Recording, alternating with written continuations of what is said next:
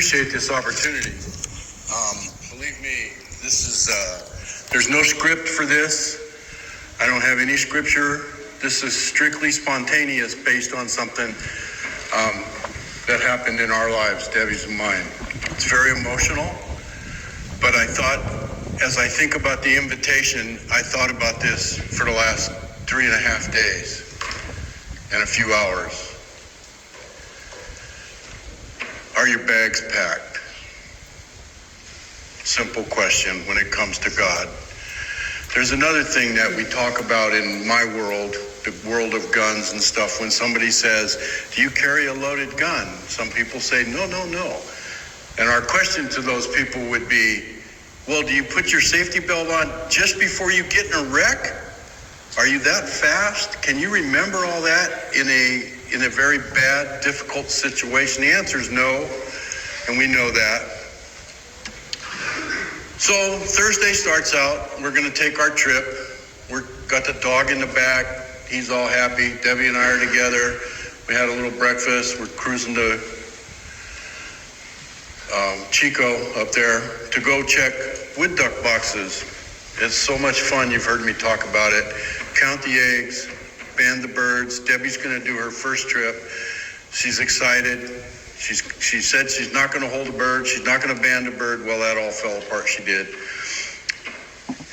And we get there. We open the doors. We're about a half mile from the road, and they're getting ready to irrigate all the rice right now. So the checks are flowing so fast, and there's so much debris in the water, and it's so dirty and filthy.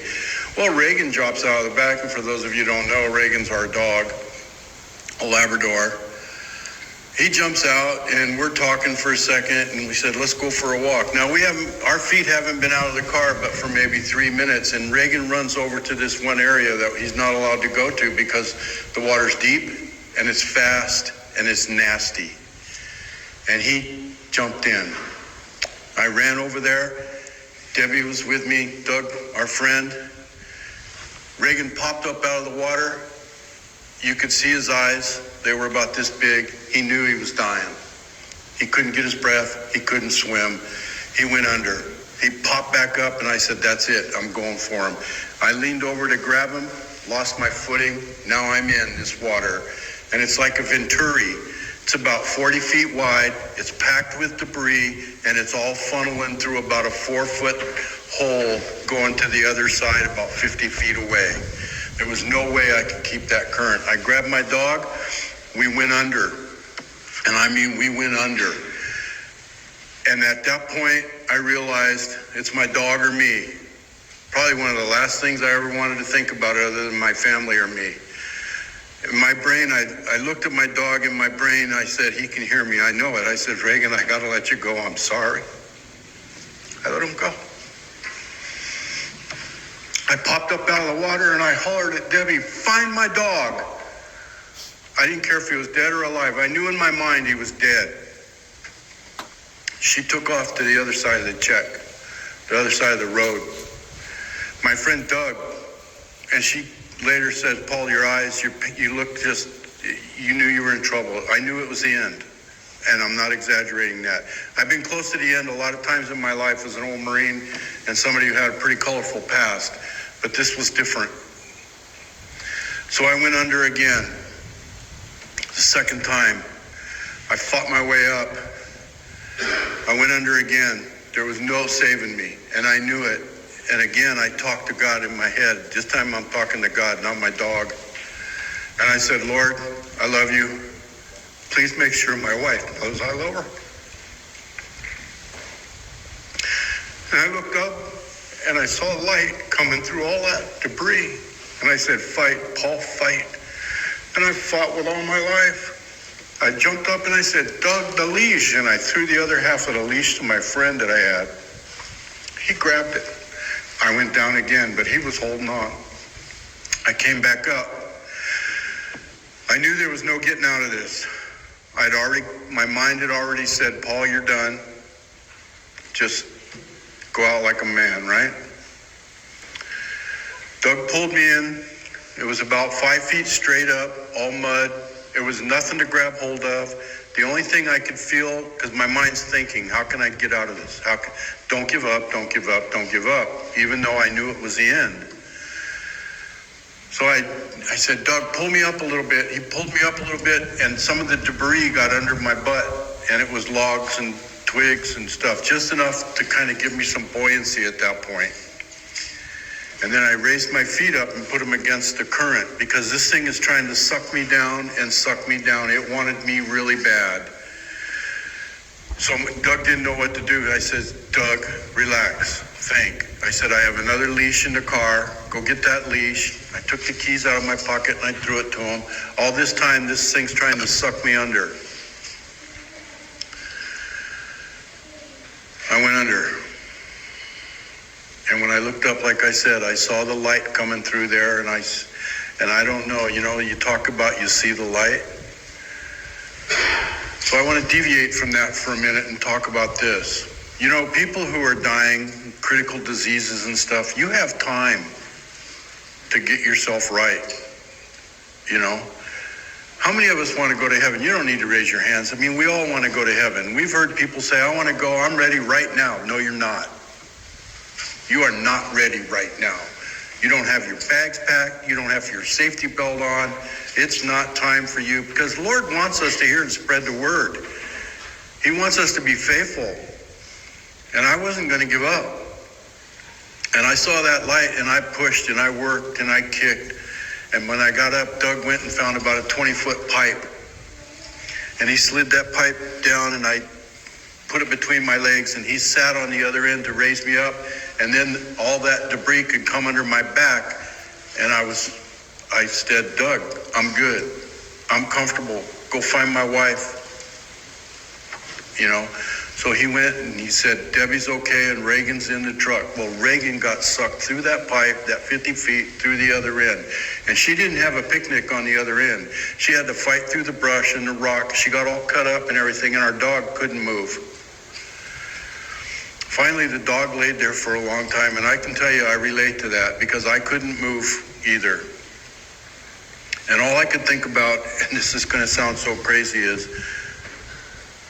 this would make a great invitation. It's so weird, I didn't really think about myself. I was so sad that I lost my dog prior to Doug telling me he was all right.